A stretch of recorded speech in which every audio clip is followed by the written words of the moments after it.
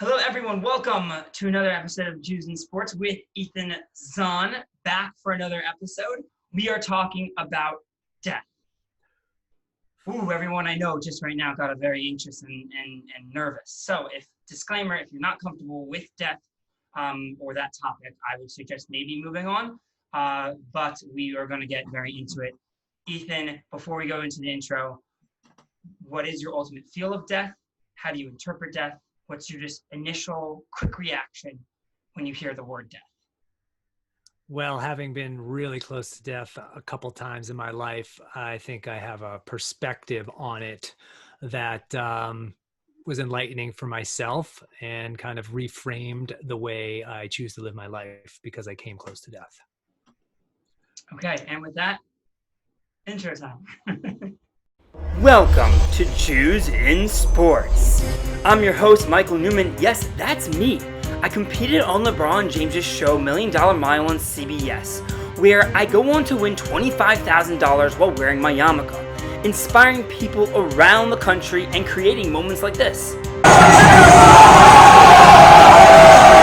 And so I created my foundation, where we take kids with physical challenges through an actual live Spartan race, not only changing their lives, but the lives of the volunteers. I am an elite pro Spartan racer, appearing on many podiums, and am currently training for Season 4 of Israel Ninja Warrior. This is my podcast, delving into life's biggest questions from the perspective of our Jewish athlete heroes. Created to inspire and empower, please enjoy our program. And we're back with Ethan Zohn, winner of Survivor South Africa, professional soccer player. As you see on his shirt, created amazing grassroots soccer organization, foundation. What did I missed a couple of things, didn't I? We're kind of, anyway. We need to do it over. No. Oh, we flow here. We flow. I'm sorry. Continue on. See, I'm editing this for you. No.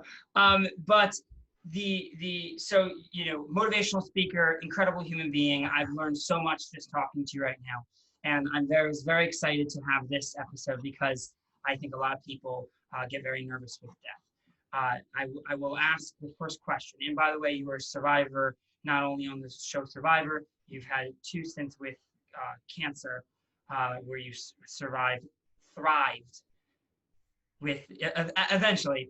And so my question is, just for people quickly, how should people react to the word death when they hear it? What's the right way to react to it? I think it's a natural way is to be fearful of death. Mm-hmm. And I think, the way the United States and just kind of Western culture addresses death and has a fear of death kind of shapes the way we live our lives. However, jumping out of the United States and going to some other countries where death is celebrated and death is an honor and death is like something that is a step to the next phase of your life, whatever that would be, is just an interesting way. I've traveled to over 60 different countries, and I've experienced, death practices, funerals, events, ceremonies in other countries and cultures. And it's just really interesting to do just anecdotally see the difference, the way people react here in the United States or what I'm experienced with and in other countries. What do you think that main reasoning is? What do you think is the differentiation to our society in America where we literally have like a panic attack when we think about it? I mean, I think a little bit has to do with religion, to be honest, or a lot of it. There are different constructs built into certain religions that, I don't know, give you a different view on what death represents. I mean, look at us in the Jewish tradition. So like growing up, my only connection to death was through my father, because when I was 14 years old, cancer came into my home and it took my father away from me. So I learned about death early on in my life, and here I was, a 14-year-old kid, just wanted to sit in the middle of my room, not come out and play and talk to anyone. But my rabbi, my friends from Hebrew school, My soccer friends, obviously my family, my close family, they're the ones that reached out and embraced us. They're the ones that reinforced our values in a time where we felt completely alone. And I went to Minion pretty much for the year following my father's death. We have a built-in structure to deal with death as a Jew. You got your 7 days to a month of Shiva in a way. And then you got the year following that where you're kind of going to Minyan, where you're being comforted by and saying the Mishaberach every night for the year following a death. So that right there is something really interesting about death. And I guess I'm going to say, didn't make it easier, but nothing creates comfort and confidence more than knowing you're not alone when facing a life challenge, like losing a parent. Well, Freud does say, right? I mean, not that everyone loves Freud, but he had some wacky things. Okay, we all, but Freud did say that your life changes when you lose your father. Why do you think that is? I mean, it happens obviously with all people. We lose people and such. Why do you think there's such a relationship with your father? And I actually do have a theory on that, but let me know your thoughts. Why do I have a relationship with my father? No. I'm saying why is losing your father so dramatic to the psyche? So I mean, death is obviously a shock. More so than losing a mother or a brother or a friend or whoever. Father. I don't have an answer for that. Like I only know what it's like losing my father. But then like I've had no grandparents my whole life because they all died before I was born. So my family is, I don't know. I don't know what it's like to lose anyone other than my father. So I guess the word phrase in the sense, how does a 14-year-old react to losing their father? Because people don't think about, they don't have any empathetic connection to that. What is that like? Where you're living a life, you're kind of normal, and then all of a sudden, bang. Yeah, you are different. Your friends look at you differently. Wearing a little black ribbon on my chest for a week. Everyone's like, oh, what did you win? The mourner's like piece of black tape you're supposed to wear. Like that's what was happening to me. I was the only one of any of my friends that lost a parent at that age, and especially to cancer. And so for me, I had a choice.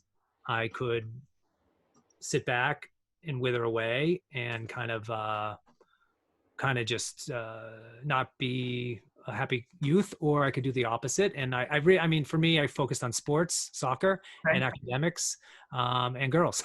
And that kind of got me through the hard parts. But it was tough because both my brothers were away at college. I was alone at home with my mom. And so I was taking care of my mom. I was taking care of myself.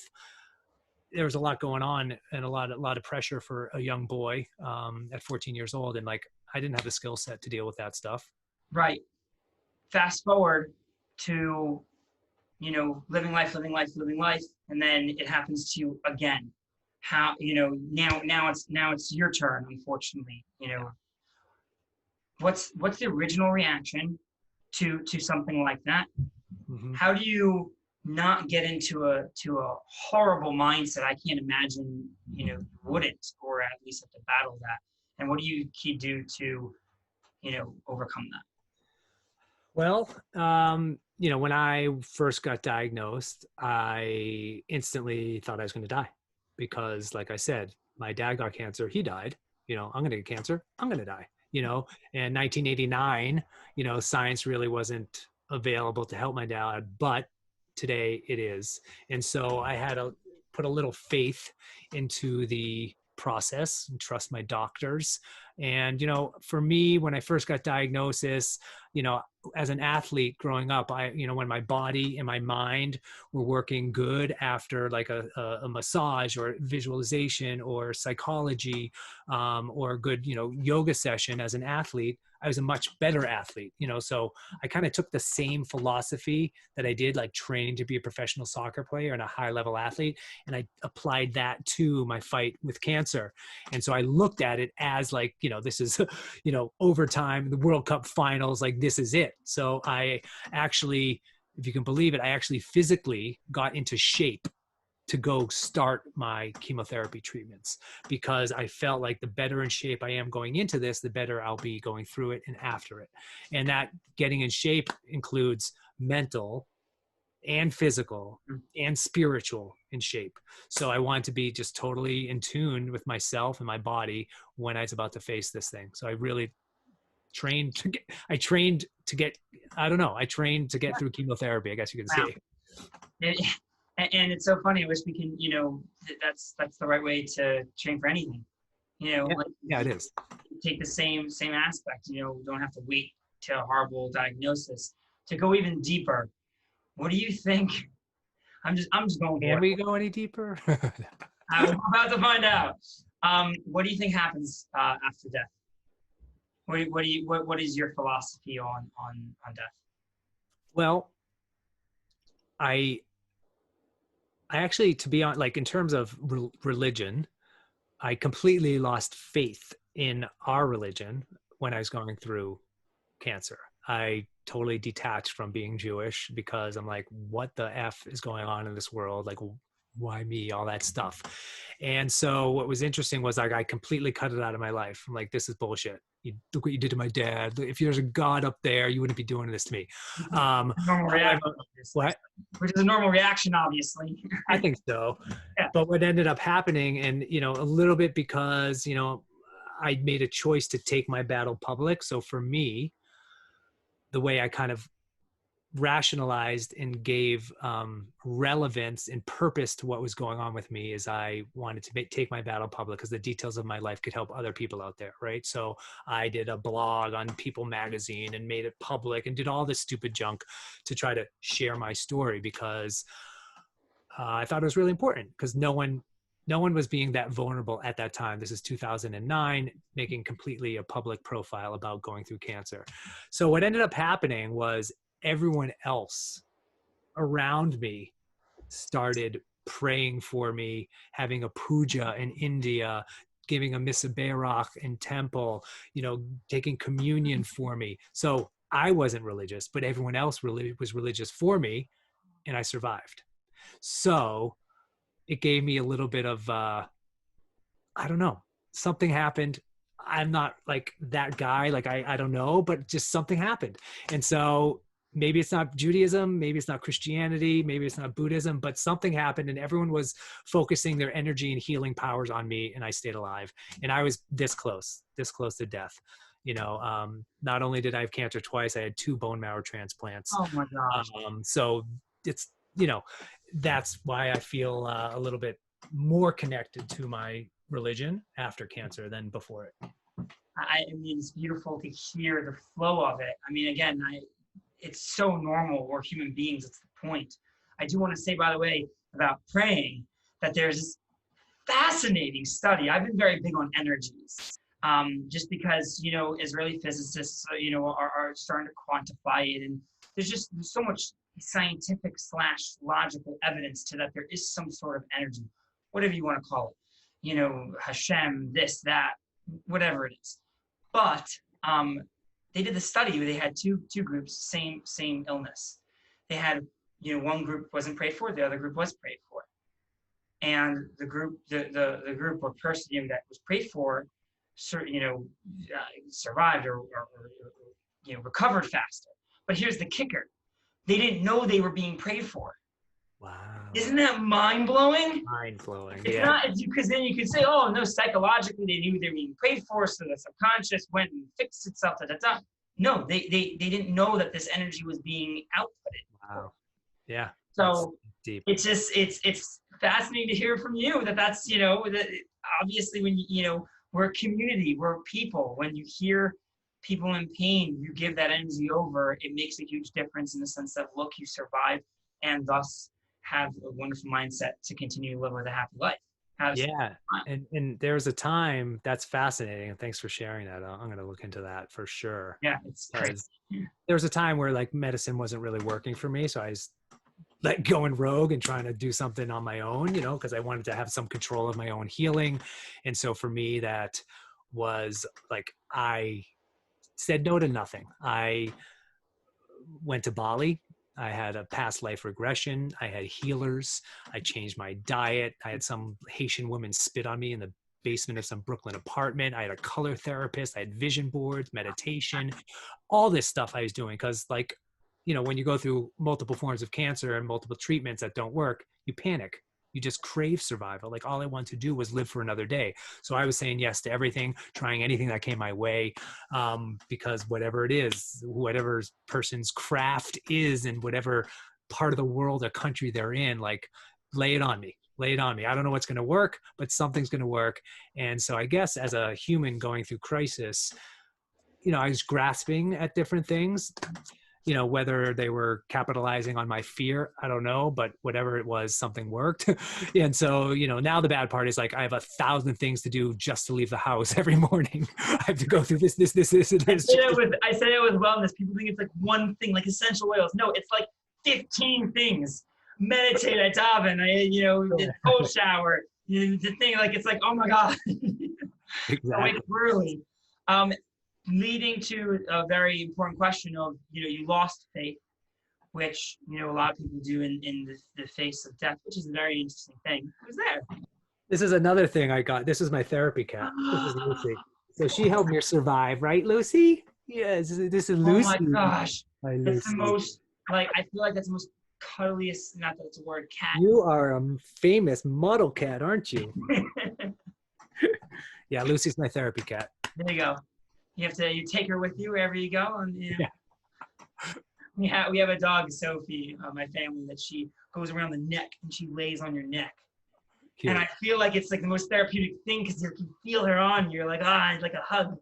Right. I also feel like, if I couldn't handle, when you God or whatever's up there, like they wouldn't have put this on me if I couldn't handle it. That's really what I feel, So like, I look at it that way as well. So like, maybe it was this thing happened to me to give me a better sense of purpose in my life.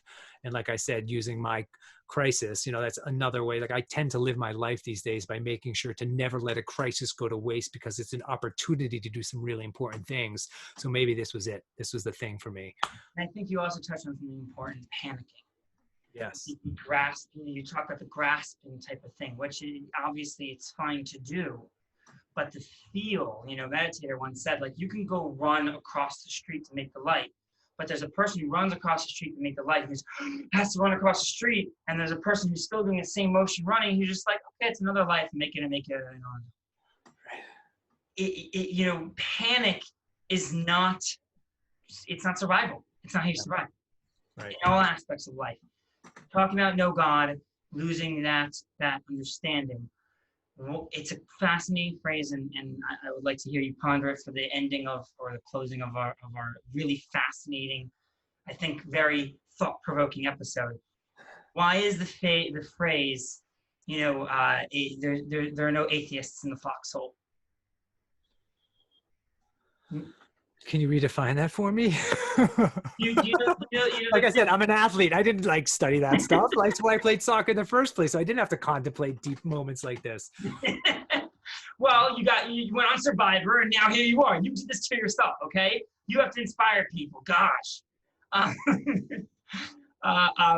What you call it? No, so it's right. It's afraid like World War II, right? You don't die. There's no atheists in the foxhole. When you're faced with death, all of a sudden, the purest atheist in that moment turns to something greater, prays, realizes their life and whatnot. And then I have one more question on that to end, but what do you think it is about death that makes us just believe?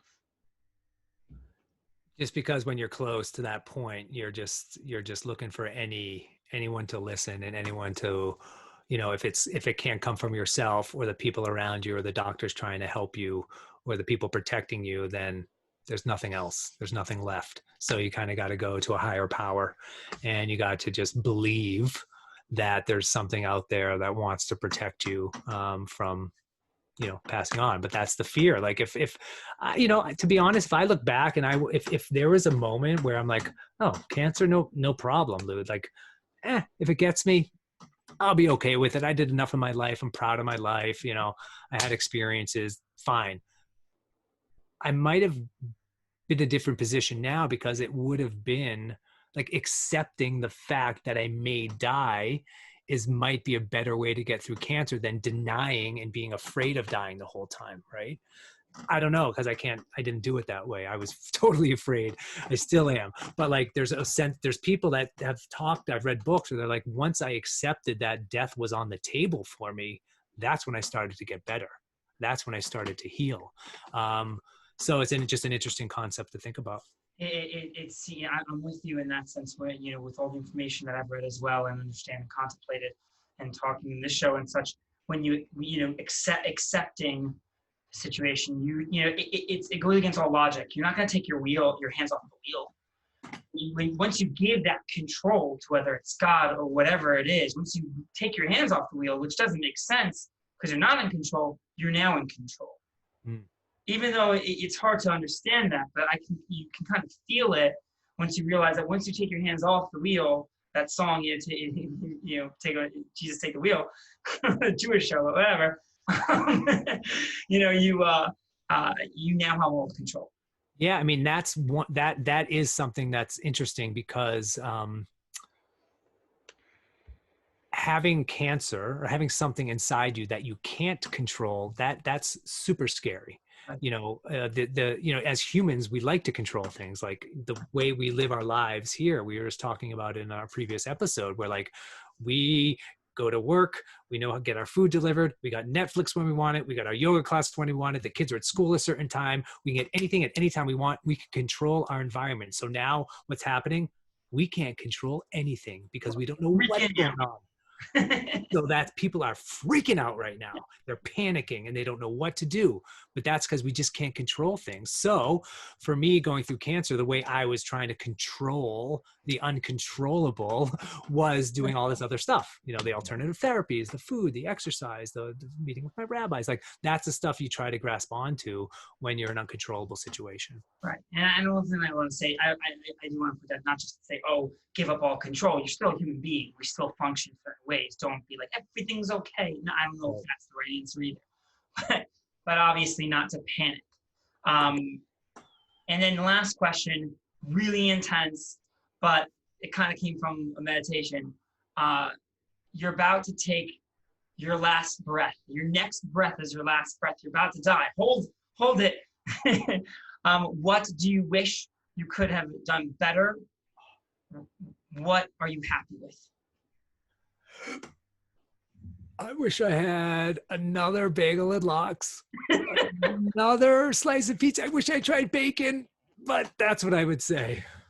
And there you're done. What a beautiful life you lived. Thank you. Come on, if you were taking your last breath, would you ever eat a slice of bacon? I hope I wouldn't.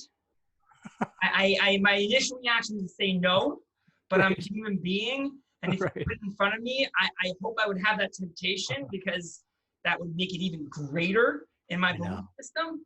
But I have to tell you, I don't crave it. Yeah, no, I don't either. But everyone talks about it, But no, I'm just joking. But although just to backtrack, I don't even know if we talked about it in this episode or the previous one, but we're talking about Survivor and being kosher and ham and all that stuff. But earlier on in the show, this challenge we had to do on Survivor Africa is we had to drink cow's blood mixed with cow's milk, like the most unkosher thing on the planet. And I did it because one, I forgot, and two, I was starving. And I didn't realize that I had done that until I was giving a speech at my temple in Massachusetts, Temple Amuna. And I was telling this whole big story about the ham story in Big Tom, which I told last episode. And then one little girl, she's 14 years old, she stopped. She's like, well, didn't you drink the cow's blood and cow's milk? And I'm like, oh crap, I did. But then the rabbi said, listen, in times of survival, everyone, your religion comes second to your survival. So he gave me a free pass on that. Yes, I mean Judaism obviously, does not. I think it's a tad complicated, but yes, I'm glad you didn't die. I'm glad I didn't die, and I'm glad that I wasn't punished by the man. Exactly. No, 100%. Or woman, the man or woman about it. We won't go there. Anyway, so let's end off on that. I mean, I think this episode is so healthy and good for people to hear, whether you, the person themselves who's listening, start your own contemplation. I think a lot we make a mistake about shoving things away. there's really no right or wrong answer. Obviously, Torah is Torah, and we believe that and such like that. But from the concept of Gemara, right? It's never wrong to think about the situations, the pros and cons, to see every single different side. And we don't do that with death. We don't sit there and say, what does it mean to me? How would I react to it? How do I want to react to it? What do I have to do better? The whole point of the last breath is to say, what do I have to do better in my life? For me, it was to try to realize that I have to create more loving relationships, that I want that aspect of my life, that I have to work better on that. So for everyone out there, I think this episode is going to get you to start thinking that way. And don't be scared of it. As you said in the last episode, fear holds us back. If you let fear control your life, you're screwed. Yeah. Nothing is more empowering than the truth. So like oftentimes when you're scared of death and you're having, scary, fearful thoughts, the people that are around you are probably having similar thoughts. So open up that conversation, have an open and honest conversation. And I always say, like, imagine if you have a beach ball, like you're blowing up a giant beach ball and you're on the beach in the ocean and you want to try to keep that beach ball underwater. Like, it's really hard. Like, you can only keep that beach ball underwater and keep all your feelings down underwater for so long before it's going to start popping up here, popping up there in destructive ways. So let your feelings out. Talk to someone about it. Talk to your family, your friends, your rabbi, your community around you, because you can't keep the beach ball underwater forever. We're going to end on that. Also, talk to yourself. People miss this. It's a very good technique. I don't know why people do it. Go to a place, go to a room, no one can hear you, and talk it out. Talk your thoughts out. It's a very, I don't want, I hope a lot of psychologists suggest it, because it's the easiest way to get you to start saying. What do we do in Judaism? Like, you might know better than I, but don't we like write things on a rock and throw it into the water or something, cast it away, or like say something into something and throw it into the water during the high holidays? During Rosh Hashanah, we take our sins and throw it in the water. Maybe that's it. Sometimes, like, if you just write stuff down, burn it, No, but we do. But by the way, good point. Yes, we empty our pockets out, right? We say the blessings. Here's my sin, and then we throw.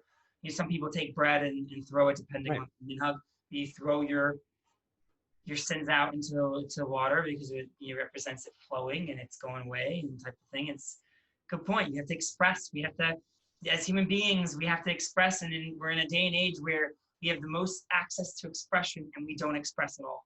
Yeah, I agree. Insane episode. This was the most amazing thing. Everyone, please visit Grassroots Soccer.